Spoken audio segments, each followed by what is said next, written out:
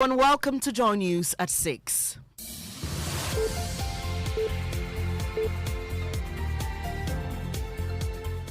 The news is live on Joy 99.7 and hits 103.9 FM in Accra, in Kumasi on Love 99.5 FM on Facebook live stream, and over 30 affiliates across Ghana's 16 regions, including Radio Wa, ATL FM Cape Coast, KTU Radio Koforidua.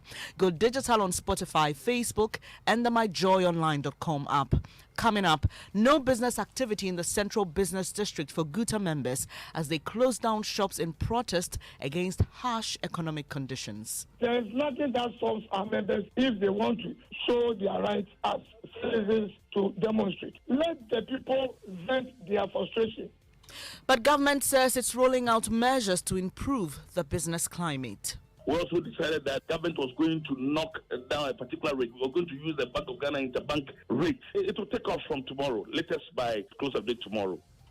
Also in this package, Joy News Tracker takes you to La, where residents are wondering if President Akufo-Addo intends to keep his promise to reconstruct the La General Hospital by February 2023.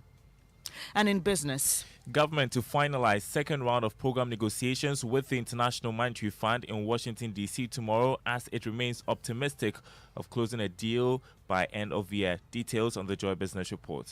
And the 2022 National Science and Maths Quiz enters the quarterfinal stage today as Prempeh College, Mfantapim School, Mauli School and 6 others fight for a place at the semis. There's a lot of sleepless nights. During this period, I don't sleep much. When you have a contest that is problem-free, you have to wonder how that happens. We hear more from quiz mistress Professor Elsie Efa Kaufman. These and more here on News at 6 with me, Bernice Abu-Baidoo Lansah. Thanks for choosing us. Joy News, independent, fearless and credible. The details now. Members of the Ghana Union of Traders Association, GUTA, have shut their shops this morning in protest against worsening economic conditions. The closure will go on for the next 5 days.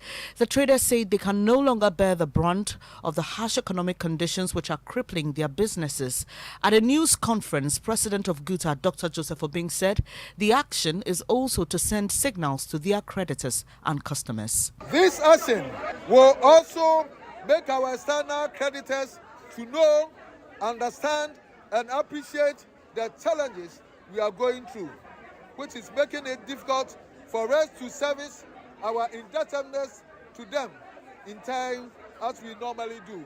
Another major reason for this exercise is to make the consuming public understand that the astronomical increase in prices of goods is not a deliberate ploy by the trader. You heard the president of GUTA, Dr. Joseph Obing. Well, government says GUTA has acted in bad faith. Deputy Trade Minister Michael Otrebefi tells Joy News there was an agreement for the traders to call off their action whilst government addresses their issues. That will work. That is why we didn't come with a statement just to read it and tell members that close shops. That is why we came to as much as 12-point recommendations. There is nothing that solves our members if they want to show their rights as citizens to demonstrate. You could clearly see that now it is just moving away from just negotiations and trying to have a civil conversation to a state where people are just, they don't have any reason. They just want to close their shop. Mr. Befi, what did you agree with the traders? We as government agreed, and we decided to withdraw those officers who had gone for invigilation.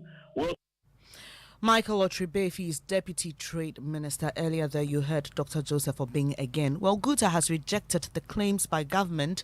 Its protest is in bad faith. Away from that, over 20,000 allied health professionals made up of lab technicians, mental health officers, physiotherapists and record keepers at various health facilities across the country are preparing to stop work indefinitely if an upward adjustment of their membership renewal fee is not suspended. The fee is said to have been increased by 15% by the Ministry of Finance. In protest, they are boycotting activities of their regulator and will subsequently strike if steps aren't taken to address their concerns. General Secretary for the Council of Presidents for Allied Professionals, David Nabwari, spoke to Joy News. No, we are not being treated fairly. So our actions that we are taking is in regard to those issues that we have outlined in our letter, written to them, but still nothing is being done. So we are telling our members that until something is done, we are not going to renew our pins for 2023. We will lay down our tools, and we are not going to renew our pins. David Nabuari is General Secretary for the Council of Presidents for Allied Professionals. Joy News understands the Allied Health Professionals Council will be meeting with the Ministry of Finance over this matter. It's not clear, though, whether that move will prevent them from striking. Now, in August 2020, the people of Laos were thrown into a state of excitement when President Akufo-Addo cut sword for the construction of an ultra-modern hospital to replace the La General Hospital. The hospital, estimated at 68 million euros, is scheduled for completion in February 2023. But 26 months into the 30-month construction timeline, the project has not begun. Residents are angry and are wondering if President Akufo-Addo still intends to keep his promise. Jojo Kobna has more in this edition of Joy News Tracker. In 2019, the government of Ghana pulled down the La General Hospital in the La Dade-Kotopon constituency in Accra because it had structural defects. The plan was to build an ultra-modern hospital for the people of La and also to serve other neighboring communities. At the sword-cutting ceremony, the traditional priest praised the government for this laudable project. Hospital Africa. This redevelopment project is being financed by a credit facility from the Standard Chartered Bank of the United Kingdom with an export credit guarantee from Sinosure of the People's Republic of China to the tune of 68 million euros. With the land already available for construction, the government estimated that the project will be completed in 30 months. The project, which was supposed to begin in August 2020, should be completed in February 2023.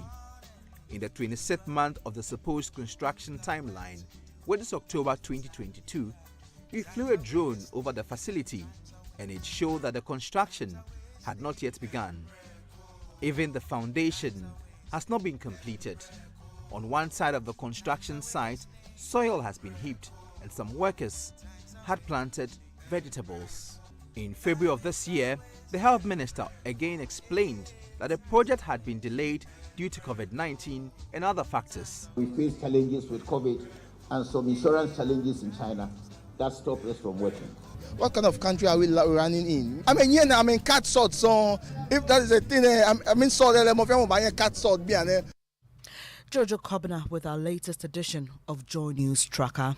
Now, beginning this morning, officials of the Greater Accra Regional Security Council and the Lands Ministry will demolish structures on waterways at the Sakumono Ramsar site. Regional Minister Henry Quartey says occupants of the land have been given enough notification to leave.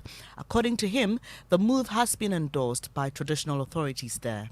We are going there to ensure that buildings that are sited in the core area of Ramsar, in the water, the law mandates the assemblies at 93697 to remove such buildings, and so that we shall do. We've been talking about Ramsar in the last 2 months. We believe that they've had over 70 days notice, which is enough for them. But rather, what they continue to do, anytime we speak, they go ahead and build with impunity. Henry Quartey is Greater Accra Regional Minister. Deputy Lands and Natural Resources Minister Benito Usubio explained the move has become necessary to avert a flooding situation similar to what happened in Waja recently. And the quarterfinals of the 2022 National Science and Maths Quiz begins today with 3 contests. Infantipum School will face opposition from Northern Zone champions Tamale SHS and St. Hubert Seminary. Prempeh College will also face competition from Mauli School and Ebri Presby Senior High Technical School. In an interview with Joy News quiz mistress Professor Elsie Ifa-Kaufman said, well, as contestants are studying overnight, the competitiveness of this stage does not allow her to get regular hours of sleep. Every point will be challenged. So I have to make sure all my questions are in top form. Yes, a lot of sleepless nights. During this period, I don't sleep much. When you have a contest that is problem-free, meaning all the questions have no issues with them, you have to wonder how that happens. Somebody is checking every single question multiple times. We always do the very best that we can as a consulting team, but sometimes we do miss certain things. We are human after all. But we try to make sure that we do a top job every year. The 2022 National Science and Maths Quiz is produced by Primetime Limited and is sponsored by the Ghana Education Service in partnership with APSA Ghana and supported by Goyle, Prudential Life Insurance, Airtel Tigo. The broadcast of the National Science and Maths Quiz on Joy News is supported by Virtual InfoSec Africa, Virtual Security Africa, Vitamilk, Cowbell, Alumni by Enterprise Life, Fatex Toilet Roll, Ace Medical Insurance, Azar Group, Kings Group Limited, Family Health Medical School, DBS, ZNZ, the Basto School, Korba, and Lumitrust. Well, the two competitions I announced earlier will be live on the Joy News channel and on Joy Prime. Do make a date. That's how we end this edition of Joy News at 6 with me, Bernice Abu-Baidoo Lansah. Thanks for your company. There's more news when you log on to myjoyonline.com. Do stay. The Super Morning Show